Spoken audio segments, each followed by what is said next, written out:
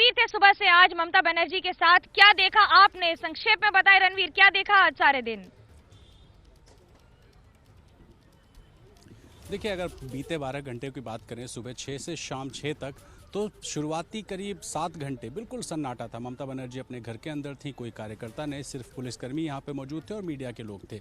लेकिन आखिर का जो 5 घंटा है, उस 5 घंटे में बहुत कुछ हुआ। ममता अपने घर से निकली, निकलने के बाद वो यहाँ से पहुँची बॉयल, उस प्राथमिक विद्यालय में जहाँ पर वोटिंग हो रही थी। कुछ शिकायतें आई थी और ममता वहाँ पे थोड़ी देर नहीं बल्कि 2 घंटे तक रही।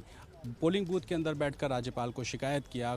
2 अधिकारी इलेक्शन कमीशन के आए, कई सारे पुलिसकर्मी आए और बाहर जिस तरह का मंजर था, वो तस्वीरें हमने दिखाई आपको कि बिल्कुल क्लियर कट डिवीजन था। तृणमूल कांग्रेस के समर्थक एक तरफ और बीजेपी के समर्थक दूसरी तरफ। जय श्री राम के नारे भी दीदी के सामने लगे तो ममता बनर्जी जिंदाबाद के नारे भी टीएमसी के समर्थक लगा रहे थे। दोनों में हाथापाई की नौबत आई। ऐसे में प्रशासन के सामने चुनौती थी।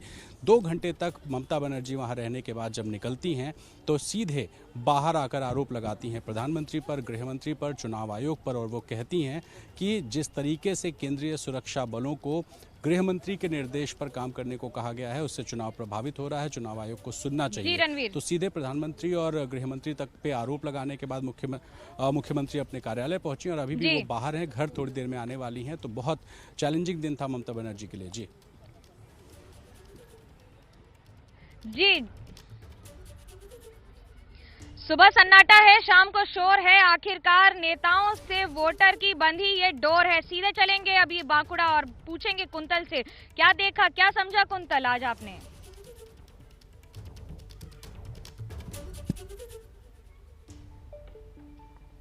देखिए, बांकुड़ा में क्या हुआ, लोग ज़्यादा इंटरेस्टेड नहीं है और कई बार ऐसा होता है जो मैं बांकुड़ा में था, हालांकि मेरी नज़र भी आज नंदीग्राम की तरफ ही था और कई बार ऐसा होता है, मैं भले ही दूर हूँ लेकिन नंदीग्राम में क्या हुआ मैंने भी देखा।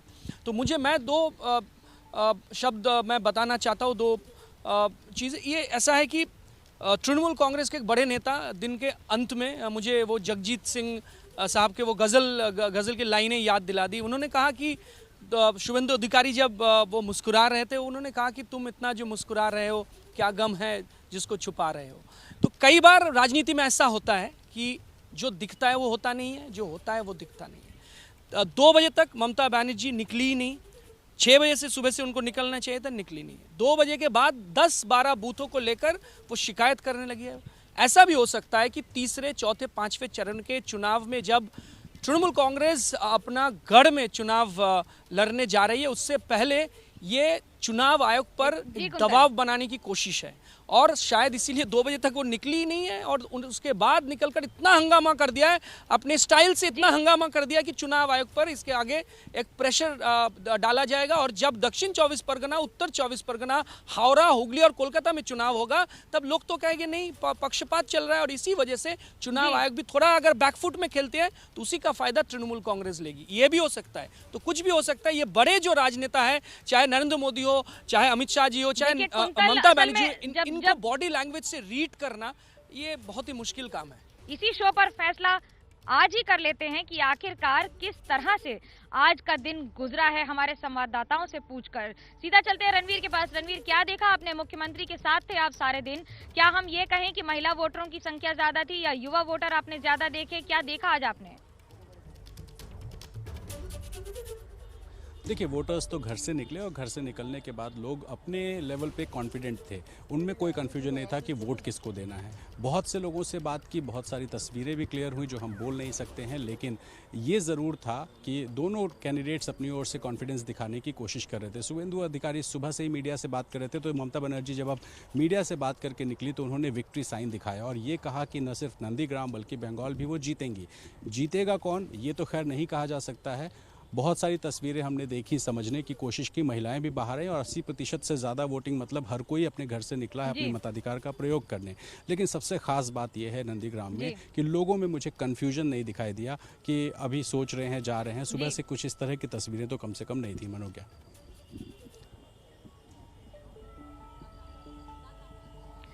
ज्ञानेन, क्या आपको भी ऐसा लगा कि लोगों ने चुप्पी साध रखी है कि बोल रहे हैं या नहीं बोल रहे हैं, और जो समझ रहे हैं क्या वो ठीक समझ रहे हैं? देखिए, चुप्पी तो टूट गई है, चुप्पी बिल्कुल टूट गई है। और जहां शुभेंदु अधिकारी, चूंकि मैं उनके साथ था इसलिए मैं उनका पक्ष बताऊंगा आपको, जहां वो जा रहे थे लोग उनका वेलकम ही एक नारे से कर रहे थे और वो नारा सब जानते हैं जय श्री राम का था।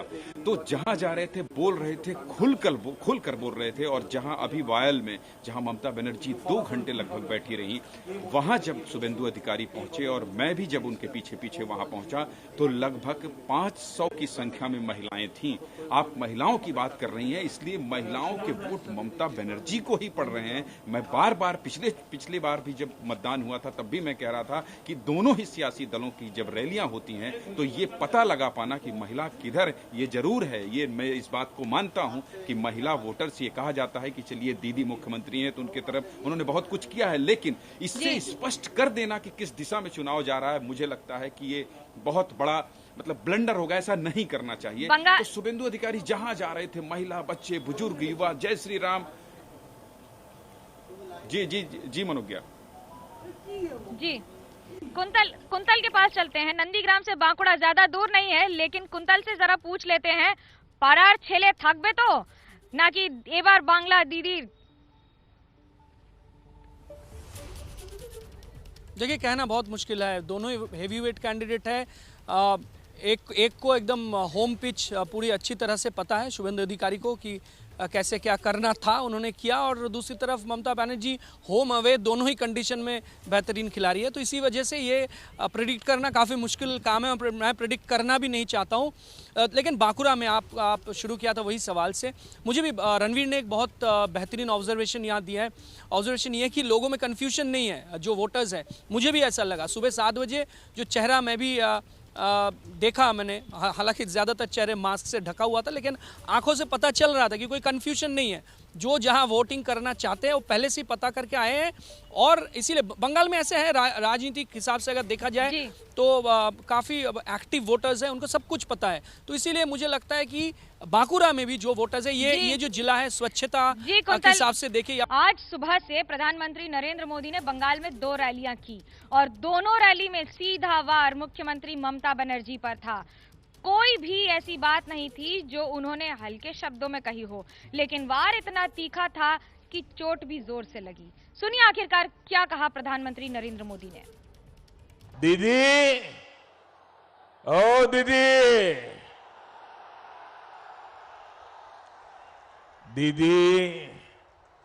तृणमूल कुल नहीं, बंगाल के लोगों के लिए शूल है, शूल। बंगाल को असहनीय पीड़ा देने वाला शूल है तृणमूल। बंगाल को रक्त रंजित करने वाला शूल है तृणमूल। बंगाल के साथ अन्याय करने वाला शूल है तृणमूल। ममता दीदी को जय श्री राम के आह्वान से दिक्कत है, ये पूरा बंगाल पहले से जानता है। ममता दीदी को दुर्गा जी की प्रतिमा के विसर्जन से दिक्कत रही है, ये भी पूरा बंगाल पहले से जानता है। लेकिन अब दीदी को तिलक से दिक्कत है, अब दीदी को भगवा वस्त्र से दिक्कत है, और तो और अब दीदी के लोग चोटी रखने वालों को राक्षस कहने लगे हैं। ममता दीदी, आपको वोट के लिए किसी को खुश करना है तो ये आपका अधिकार है, आप जरूर करिए।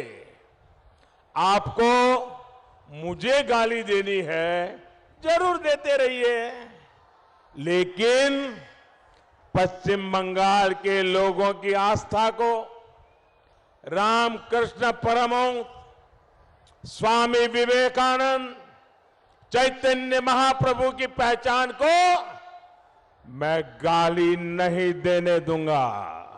कुछ दिनों पहले मैं बांग्लादेश गया था, वहां मैंने 51 शक्तिपीठों में से एक जशोरेश्वरी काली माता मंदिर के दर्शन किए, पूजा अर्चना की, लेकिन दीदी को इस पर घोर आपत्ति है।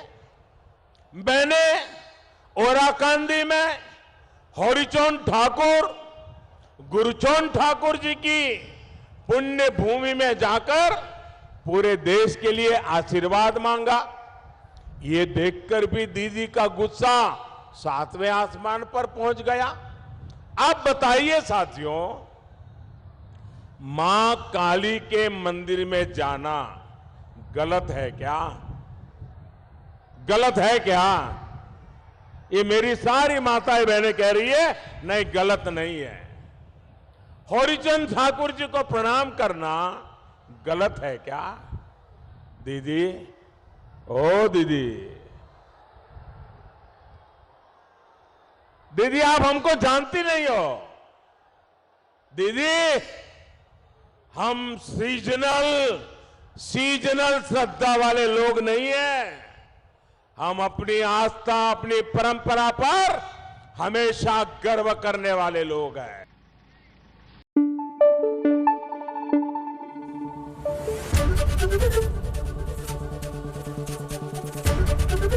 एबीपी न्यूज आपको रखे आगे।